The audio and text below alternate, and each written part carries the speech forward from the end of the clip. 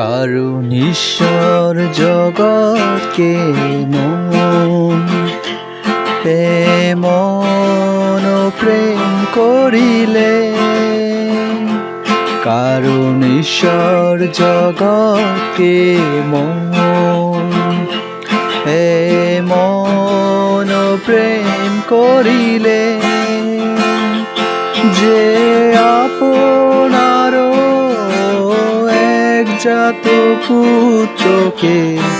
দান করিলে, যে আপনার একজাত পুত্রকে দান করিলে, যেন যে কেহ তাহাকে বিশ্বাস করে, যেন যে কেহ তাহাকে বিশ্বাস করে, সে বিনষ্ট না হয় কিন্তু